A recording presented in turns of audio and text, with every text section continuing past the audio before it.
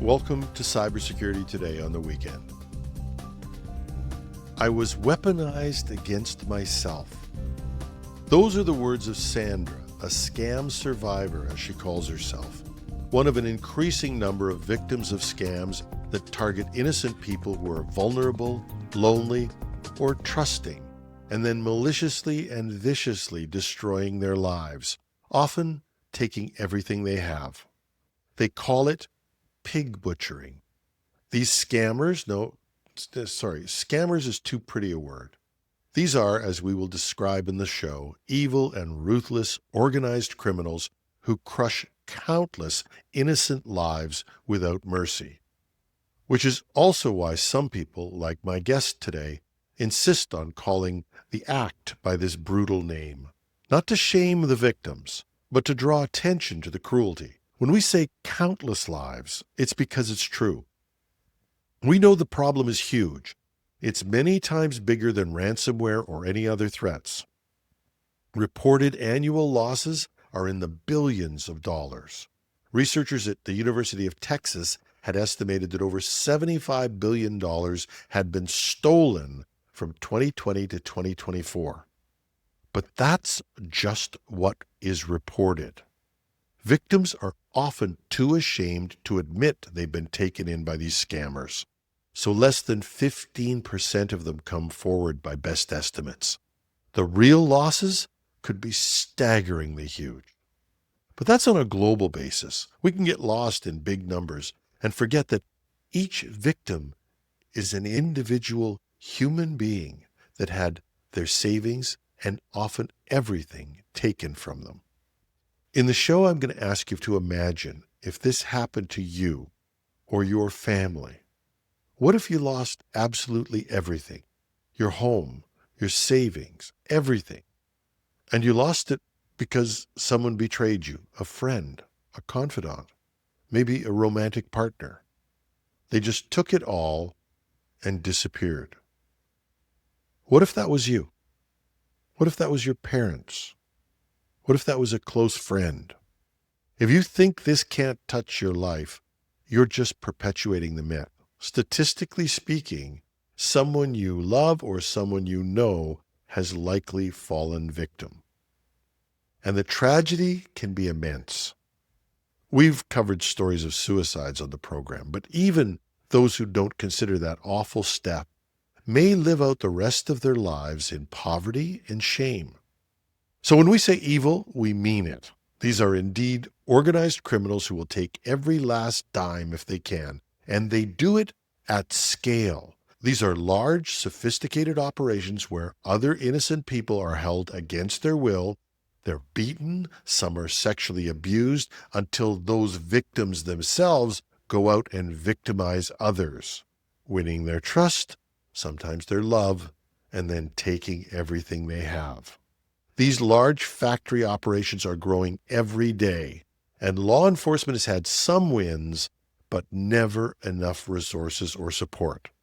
But one organization is trying to change all of that. Erin West, a former prosecutor from California, decided to fight back and to help others do the same. So she founded Operation Shamrock. That organization started with just a handful of followers and a few resources, but it's grown. It now assists not just victims, but also assists law enforcement to fight against pig butchering. This is a discussion I had with Erin, and we'd love to share it with you. Yeah, my name's Erin West. I was a prosecutor for 26 and a half years, and I recently retired to start my own nonprofit focusing on this scamdemic. And why? You, no, I don't Fair mean that. question. You're chugging along with one career, and what causes you to totally toss that and start something else? Yeah, I wouldn't say toss it, I would say enhance it. So, what I was finding as a prosecutor was that we were being hit with a very targeted crime wave run by transnational organized criminals. And what we're seeing and what we continue to see on our phones every single day and in our email are attempts to steal our money. And from where I sat as a prosecutor, I was watching the greatest theft of American money that's ever been committed. What I was seeing was victims coming to me telling me that they had their entire net worth stolen from them. And as I tried to work on these cases as a local prosecutor, I found that our country was not prepared. Our national law enforcement, our local law enforcement was not prepared to respond to that crisis. I found that our banks were not ready to respond to that crisis. I found that everybody needed a lot of education on what was happening. And that was something that I really couldn't do from my spot as a local prosecutor anymore. I'm fascinated by this. So you're working as a prosecutor and you become aware of these. Is this because you were trying to try cases or you'd hear of things? What was the information pipeline that was causing you to say, wait a minute, I've got to do something? Yeah, as a prosecutor for 26 years, you do a lot of different roles within the office. And the role I was doing toward the end of my career at the DA's office was I was working with a high-tech task force. And the task force is the go-to in Santa Clara County, California, where I live, where cases are too big for local jurisdictions or local jurisdiction doesn't know what to do with this case. And so all of a sudden, starting in early 2022, we were seeing victims come to us and say that I was involved in a romance scam slash cryptocurrency theft scheme, and the results were like nothing we'd ever seen before. The amount of loss, the amount of devastation toward victims was, when I say incredible, incredible in that we had never seen anything like this. And did it start to feel like a wave? Was there a time that start to feel like it was accelerating? It did. It felt like all of a sudden, once we identified what this crime was, we saw it everywhere. And more victims kept coming our way. And I'm a super curious person. When I find something that is new to me or I don't understand, I study it. And so I started to do the background research on where this crime was coming from. And I quickly found out that it was happening at scale out of industrial facilities in Southeast Asia. So it made sense that we were getting inundated with this crime. And I presume I'm just fascinated by this because it was like, this is new. We knew fraud existed. It's been there, but these waves of industrial fraud were starting to happen. When did it pull you towards the role you have now? Yeah. So when we first started seeing it, and you asked in the last question, I didn't answer it, about the rise of it. Since March 2022, I have seen nothing but a massive increase in this fraud. I've seen a change in the way that it's perpetrated and that more and more people are getting hit. And so, from my local prosecutor standpoint, I worked with a team that very much focused on the idea of what if we could, that this was a new type of crime. It was being perpetrated in a new way. Well, let me be clear. It's an old crime. We're going to steal your money, but it was being perpetrated in a new way. And it was using technology that was unfamiliar to both the victim and law enforcement. And that worked to the benefit of the scammers. So my team developed a strategy for how to claw back some of that lost money and get it back in the hands of victims. News of that spread, we were really inundated with victims coming our way. And we had way more business than we could handle. As this increased, we realized we needed to spread the word, and we needed to be part of the solution of educating law enforcement how to use the blockchain as an investigative tool and help victims recover their assets. For over 2 years, we did exactly that. And at the same time, kept raising the volume on awareness. And we're still not at a place where everybody knows what this crime is, but it is something that I talk about 7 days a week and rely on others to spread the word as well.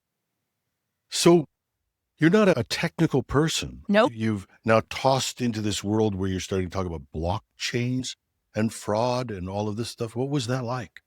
Well, I love that actually, because it just shows that the blockchain is only as intimidating as you let it be for yourself. So the reason why I wanted to go into this space was I thought that I would be at part of a team assisting kids, including my young kids at the same time, to be more aware of the digital threats out there.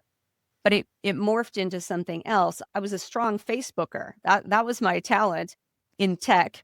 And so, yeah, as I ask a lot of questions. I watch a lot of YouTube videos. I talk to a lot of people, and that's how I've learned this. And it at this point, anyone working in this space has no excuse for not doing the same thing, because this is how bad guys move money.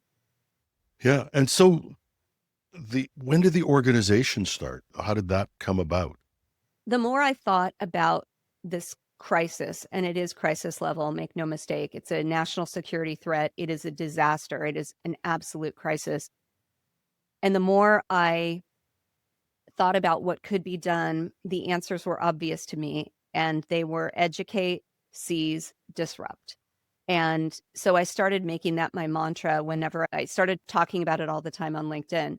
And I'd always end my posts with educate, seize, disrupt. And the more I started to get people identifying with that, and the more I dug into what really needed to be done, it was clear that this was a whole of government, whole of society issue, and that all of us needed to be aligned in order to properly combat this enemy.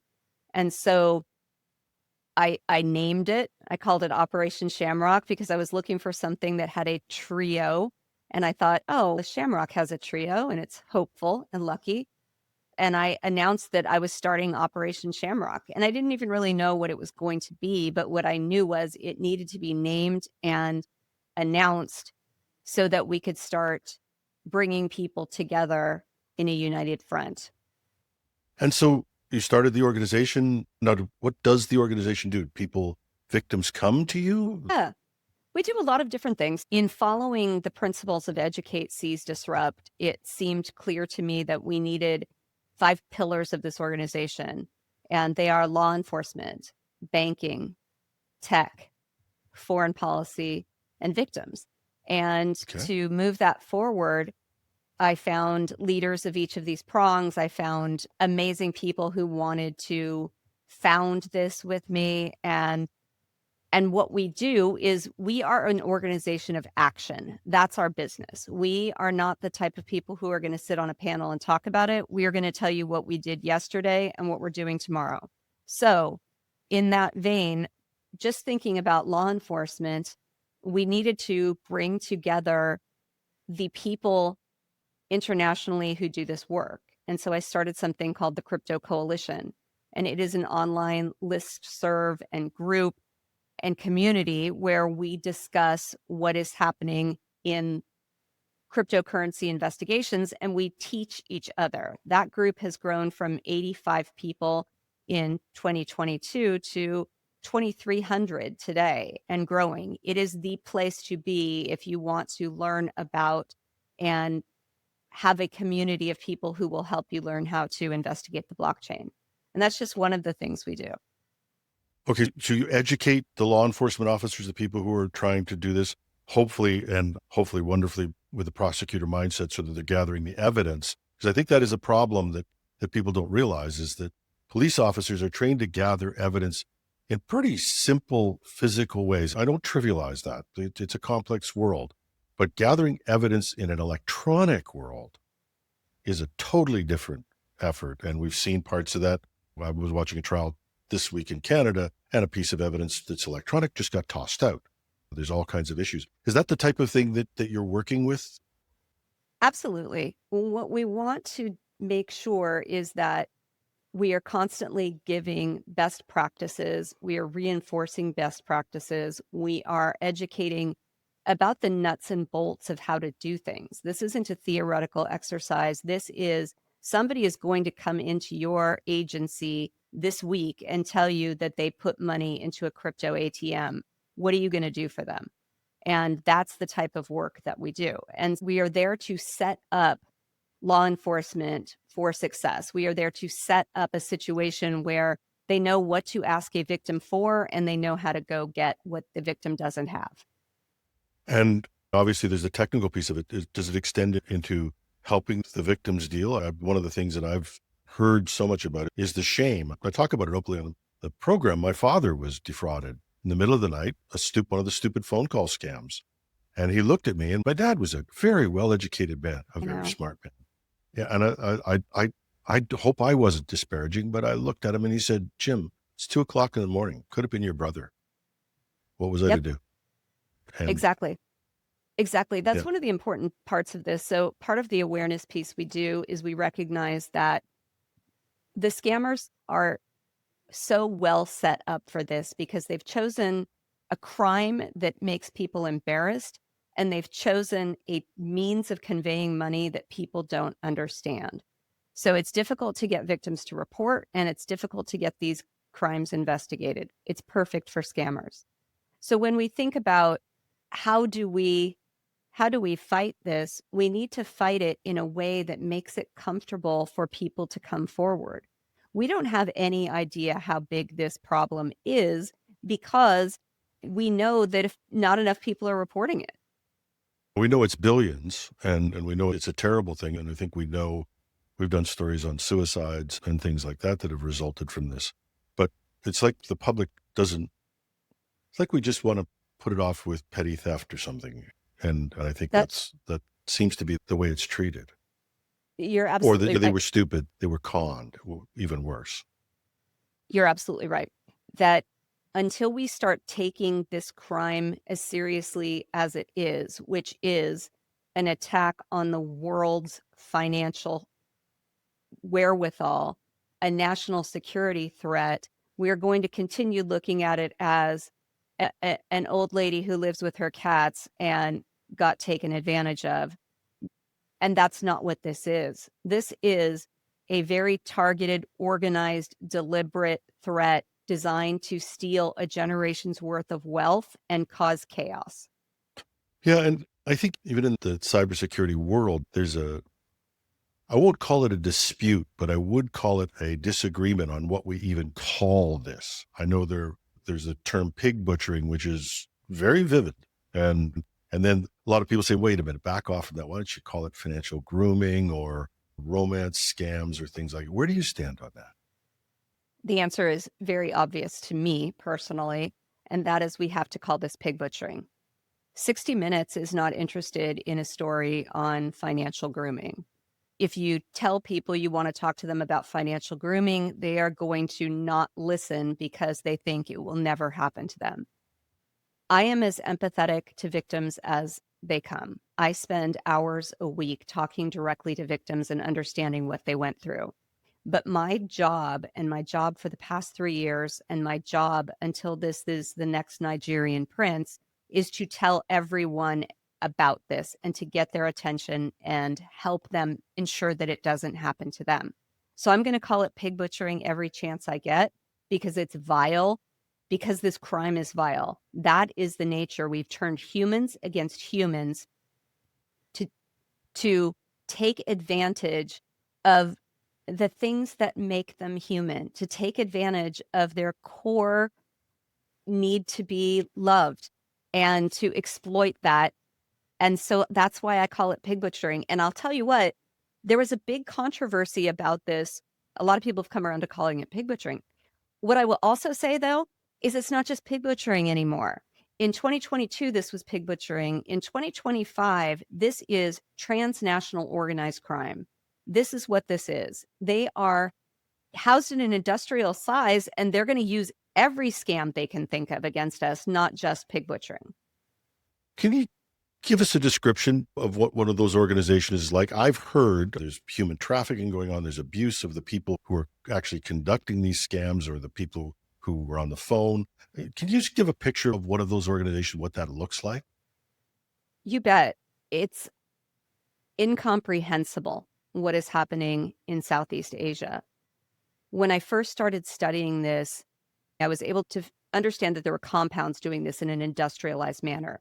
And what that means is that there were literal blocks of former hotels that had been repurposed to be scam centers. They're run by Chinese organized crime, and they were repurposed to do this type of crime, which requires a lot of human work to get it done. So, in order to find people to do that human work and be the scammers, they had to advertise for jobs. So, they advertised false jobs. They lured people into coming to what they thought was Bangkok to do what they thought was a live work job that was a very white collar. And when they arrived in Bangkok, their passports were taken, their phones were taken, they were put in vans, and they were moved into essentially an armed camp where they went through a gate with guards with AK-47s, and they were now told that they would be doing scam work, and they would be doing that 16 hours a day. And that was the job that they would be doing, and that they would be violently handled if they didn't do that work. And that's exactly what happens, because to try and repurpose people from thinking that they are going to do graphics design work to building a friendship with you and then stealing your money, you need violence to make regular people do that work. The violence is stunning. It is, people were routinely and are routinely getting tased. They are getting beaten with baseball bats. They are made to beat their colleagues with baseball bats. They are made to watch as people are beaten up. I've seen bruises, I've seen gashes, I've seen electric burns coming out of these facilities. And there's stories that are even a lot worse than that. And the violence against women doesn't always show itself with a bruise. There's really horrific things going on inside these buildings. I don't know what And you the say. violence, We see these things. We see these YouTube videos of, oh, I'm going to get the scammer and I'm going to humiliate them. And then you think that person's probably going to get beaten when you finish this call because they didn't handle it well. yeah, 100%. I think that's a message that needs to get out there. There is a lot of acceptance and cheerleading of, yeah, let's torture these victims by making it difficult for them. But the fact is, it makes it really difficult for them on the other side. Can you give me to just, and because I want to frame this from the victim point of view as well, and I think it's important. Can you give me a story that would be, I don't know if it's the average, but the type of thing that you would see from a victim point of view in this? Yeah, I'm happy to do that. So what will happen is a victim will get a new friend in some way. And it can be from a text that seems directed to someone else and the victim responds, or it can be they're getting even more clever where they will reach out to you on LinkedIn and say something like, my niece is considering moving to Seattle. I see that you live there. Can you tell me about the public transportation there? Or something like that. People by nature want to be helpful and they want to share their helpful information. And so all they are trying to do with any of these methods is to start the conversation. And once the conversation is started, they will drop in a picture of an attractive, usually an attractive young woman, and start the I'm sorry, conversation. that's how I know they're not interested in me. Oh, you are very funny. You're very funny. But that's what happens when we look at reality of what is happening in our world since COVID. We have a lot of lonely people, and the World Health Yeah. Organization will back that. A new conversation is welcome. And that conversation builds and builds. And soon people are spending 4 hours a day texting with this person that ultimately becomes their sole confidant. All of the really psychological techniques are used to isolate that victim and to reframe that victim's way of thinking into, this is the only person that I can trust. And over time, that relationship builds. It's a long con. It can go 90 days. All the while, the scammer is showing a really elevated lifestyle. They travel well, they drive a nice car, they have valuable things. Yeah. A friend got involved in one of these, and she's an intelligent person. She was recently split up, trying to date. Most people do Yep. online dating. And she came back and she met this man. He was living in Cyprus. He He'd sailed around the world. And I said, he's going to ask you for money. Hmm. And she said, oh, don't be silly. We've had great discussions. We've had heartfelt discussions about literature, about art, and all of that. I said, it's a con. And sure enough, thank God that I did tell her that, because everybody else was minding their own business. Right. But I Good did for tell you. her that. And when Right. he asked for money, she mentioned it to me. I said, I told you it was going to happen. And it's not your fault. I No. said, this is a bad person. You're not the bad person. But I think that's something that, and a friend of mine the other day, just there's a Facebook thing going around, and I joke about it because, like I said, I'm not looking for romance Right. at all in any way, shape, or form. But sadly, I've got a friend he's older. We're maybe looking for even just conversation. Yeah. Companionship. Yeah. And so they exploit this, build up the trust, and then and I don't think people realize how much money sometimes gets taken from these people. It's incomprehensible that these scammers are really stealing someone's entire net worth. There's a misconception that people are giving their money away to people they don't know. With these type of industrialized scams, they are leading these victims to believe that they have found an amazing way to increase their own personal value by investing in this particular cryptocurrency scheme. And they will show them false profits, and they will lead them to believe that they're becoming millionaires. And as that happens, victims continue to add money because they see an increase, and they see that it's their account. And so at the end of the day, it's that technique that really decimates people. I've looked at it and said, if all my Yeah, retirement money was gone, what would I do? And that's right? what situation people are in. They've That is mortgaged their exactly right. home, they've lost their money, and now they're devastated. Is there anybody who can help them? Can they ever get any of that back?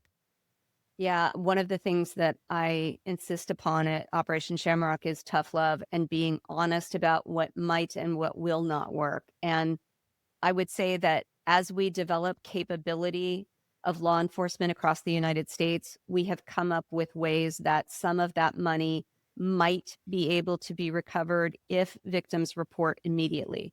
But the nature of this crime is victims are not going to report immediately because it's going to take them a bit to come to terms with what has happened and to be able to get themselves in a position where they feel comfortable telling this story. And that also benefits the scammers. So what frequently happens is because they don't immediately go to law enforcement, they get on Google and they start looking for people to help them recover their money. And that is a secondary scam. Oh And my people God. are losing yet another $10,000, $20,000 to scammers who say they can get their money back for you. So what I will say is it is highly unlikely that you will recover any money, period. Your only your best and only means of recovery is immediately getting that information in the hands of capable law enforcement. And to do that is another piece that we've built at Operation Shamrock, and that is we've built a team of investigators who, on their time off, will investigate any case that comes their way.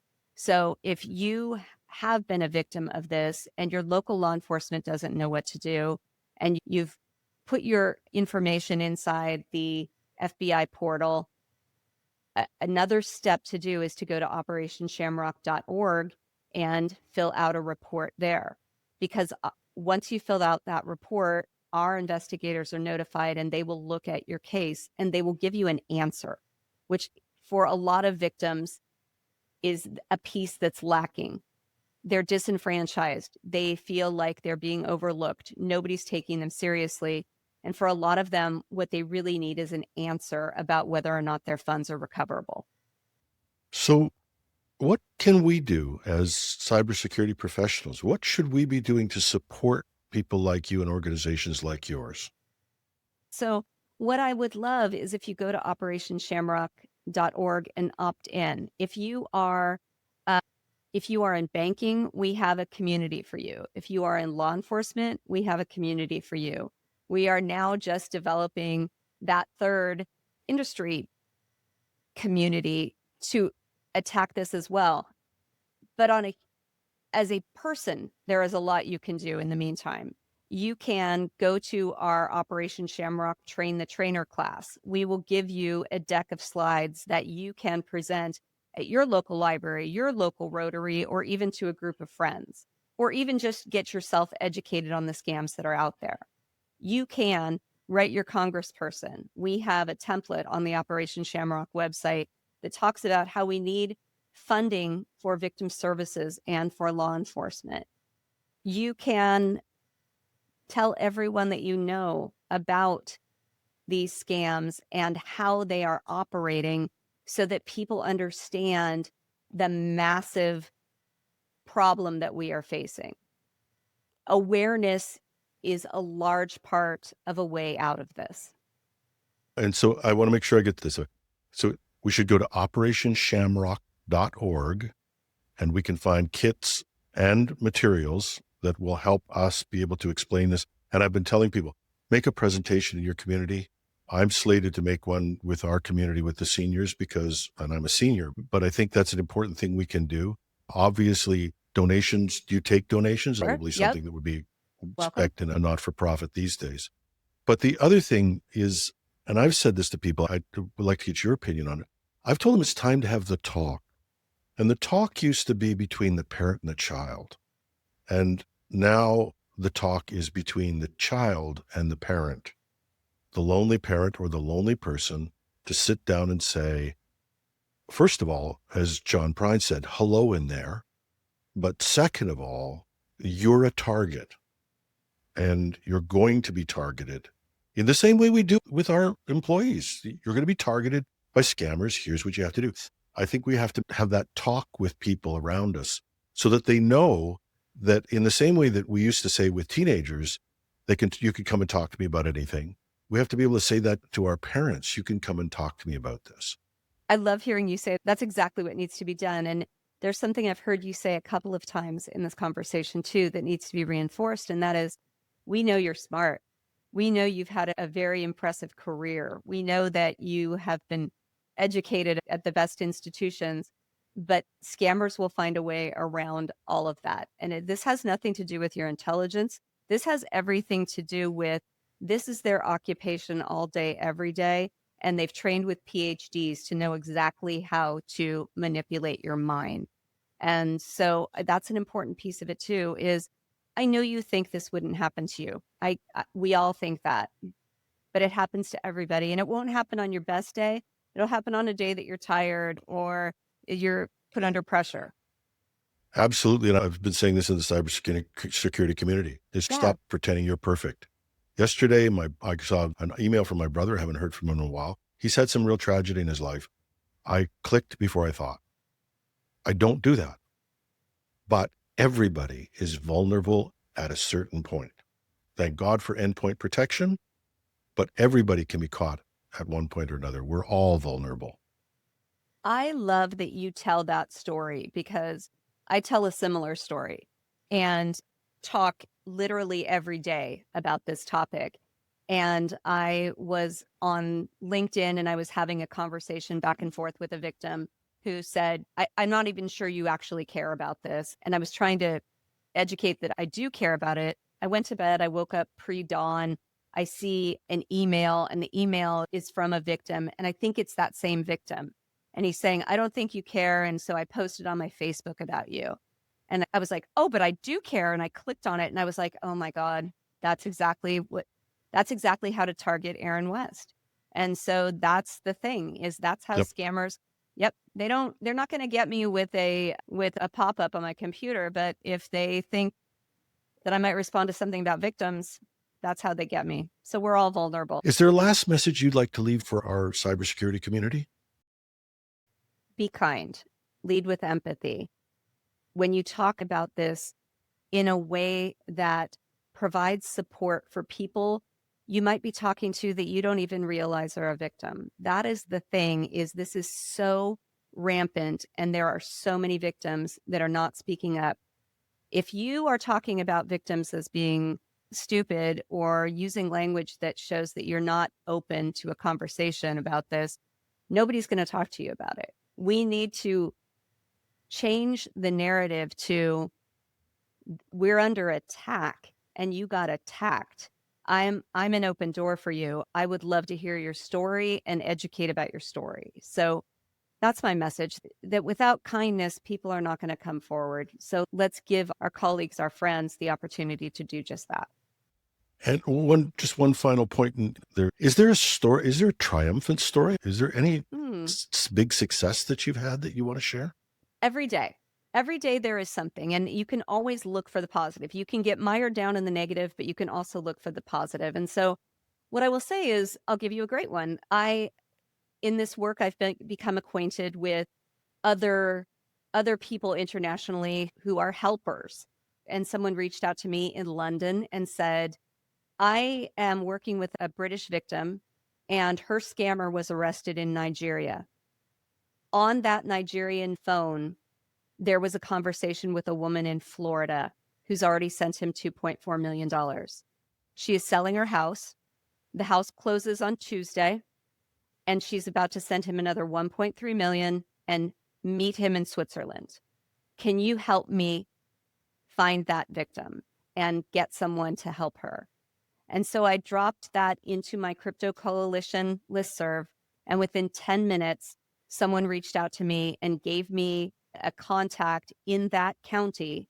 I reached out to that person on a weekend, and by Monday morning, someone was at the house of this victim and got her to understand what was happening and not send that money.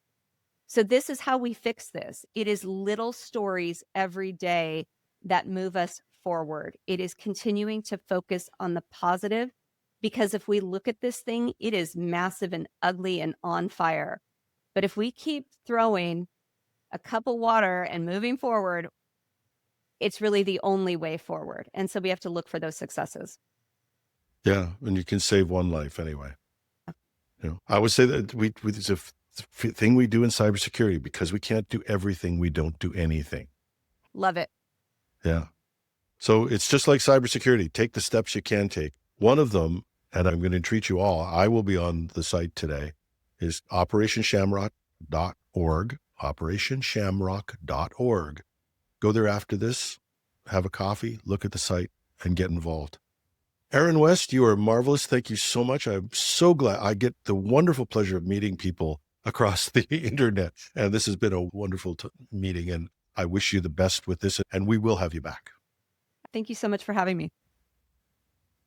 And that's the conversation with Erin West from Operation Shamrock.